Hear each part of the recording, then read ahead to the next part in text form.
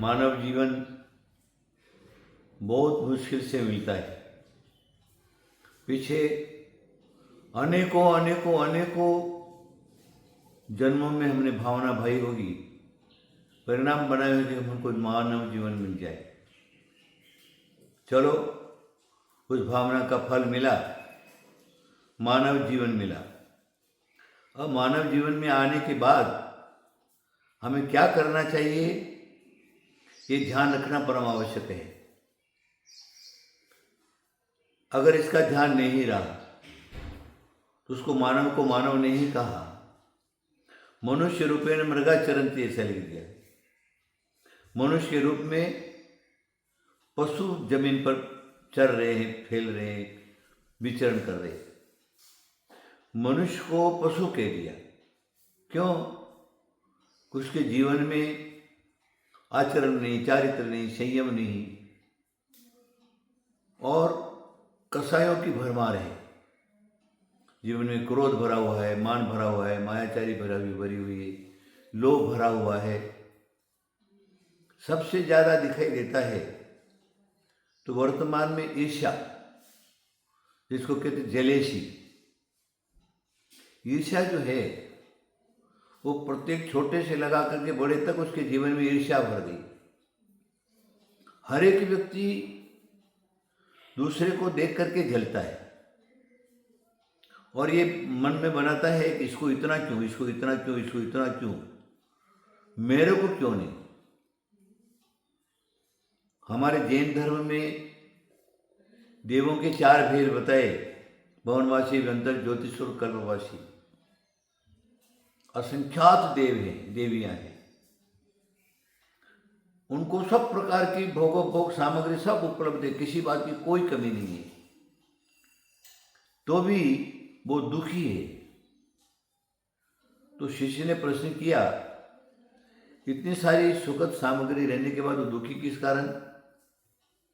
तो बस वही, मेरे से इस देव को इतना सारा क्यों, मेरे को कम क्यों, मेरे को क्यों नहीं मिला।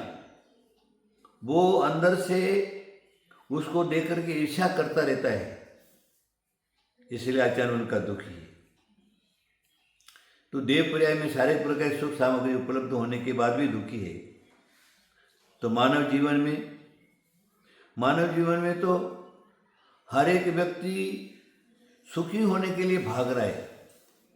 वो कौन सा सुख? आर्थिक सुख, भोगोपभोग सुख, उसके प्रति भाग रहा है और लगा है ईर्ष्या के। दूसरे को देखता है, उसके पास गाड़ी है तो मेरे को भी गाड़ी होना, उसके पास मोटर है तो मेरे पास भी मोटर होना, उसके पास बंगला है तो मेरे पास भी बंगला होना, उसके पास खाने पीने का सामान है तो मेरे पास भी खाने पीने का सामान होना, उसके घर में टीवी है तो मेरे को भी टीवी होना, उसके घर में उसके हाथ में ₹1,00,000 का मोबाइल है तो मेरे को भी ₹1,00,000 का मोबाइल होना। इस प्रकार उसको देख करके अंदर से दुखी है।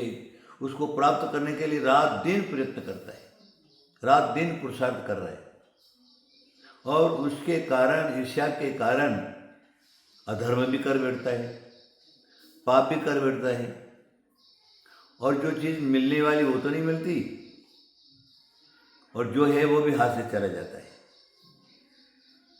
एक व्यक्ति साधु के पास गया, दरिद्री था, महादरिद्री। साधु के पास गया, अपनी बात निवेदन की साधु को दया आ गई। उसको कहा, देख भाई, मैं तेरे को घंटी देता हूँ, इस घंटी को तू घर में जाना और जितना है उतने बार, एक बार तूने घंटी बजा दी तो सामान तेरे को सहजता मिल जाएगा। लेकिन ये ध्यान में रखना, तेरे को ₹1 मिलेगा तो पड़ोसी को ₹2 मिलेगा, तेरे को ₹10 मिलेगा तो पड़ोसी को ₹20 मिलेगा। अच्छा, वो लेकर के तो आ गया घंटी, लेकिन मन में सोचने लगा मेरे को मिले तो ठीक है, लेकिन पड़ोसी को क्यों मिले? तो दरिद्री रहा, घंटी छुपा करके रख दी। थोड़े दिन में घर की सफाई, उसकी घरवाली सफाई की, वो घंटी उसके हाथ में पड़ गई। देखा घंटी तो बहुत अच्छी है, घंटी बजाया तो उसके घर की सफाई का फटाफट सफाई हो गई। अरे बोले, ये तो मैंने किया नहीं, अपने आप कैसे हो गया? फिर उसने मन में आ रहा है इस घंटी में कुछ चमत्कार है, बोले मेरे को 10 रुपये मिलना चाहिए, 10 रुपये मिल गया, मेरे को 100 रुपये मिलना चाहिए। इस प्रकार उसने करते करते करते करते अपने घर का बंगला तक बना दिया। लेकिन उसको ये मालूम नहीं था पड़ोसी को डबल हो रहा है। जब वो घर वाला आया, उसने देखा अरे झोपड़ी थी मकान कैसे बन गया, सब हालात समझी। अब उसको ये लगा कि साधु ने कहा था कि पड़ोसी को डबल हो जाएगा, इसे जा करके देखता तो पड़ोसी को डबल। अरे मेरे को हुआ तो हुआ, लेकिन पड़ोसी को डबल क्यों हो गया? ये पड़ोसी की हानि होनी चाहिए। वो ईर्ष्या के कारण उसने क्या कर दिया, घंटी बजाई और मेरा सारा बर्बाद हो जाए, तो पड़ोसी का बर्बाद हो गया। इस प्रकार करते करते उसने अपने जीवन को दुख में वातावरण में डाल दिया। लेकिन ये हमेशा ध्यान में रखिए, पड़ोसी धर्मात्मा था, ईश्वर भक्त था, प्रभु का नाम जपने वाला था, दया दान करने वाला था। उसके प्रभाव से वो घंटी का कोई प्रभाव नहीं हुआ, थोड़ा नुकसान हुआ, लेकिन वो यथावत रहा और ये पूरा का पूरा बर्बाद हो गया। कहने का क्या मतलब, आप सब समझ गए होंगे। आप सब कुछ करिए, ईर्ष्या छोड़िए, जेलेसरी छोड़िए। जलना बहुत बुरी बात है, उस प्रकार के पदार्थ प्राप्त करना अच्छी बात है, वो लेकिन वो कैसे प्राप्त हो उसके लिए प्रयत्न करिए। एक दूसरे को देख करके जलने की कोई आवश्यकता नहीं है। जो भी पदार्थ मिलते हैं अपने अपने पुण्य और पाप के हिसाब से मिलते हैं। पुण्य और पाप ही सब कुछ है। तो हम क्या करेंगे, दूसरे को देखना नहीं, स्वयं को देखना।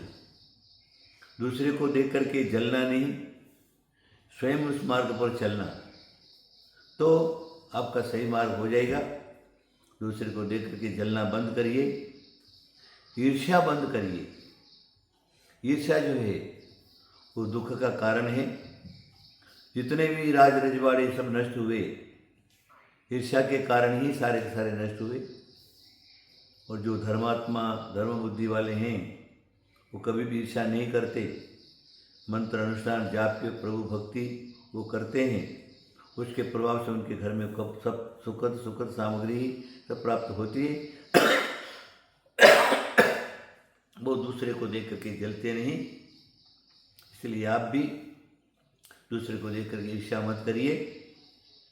ईर्ष्या करने से दुख का वातावरण तैयार होता है। ईर्ष्या छोड़िए, आपका कल्याण हो। आशीर्वाद आशीर्वाद आशीर्वाद।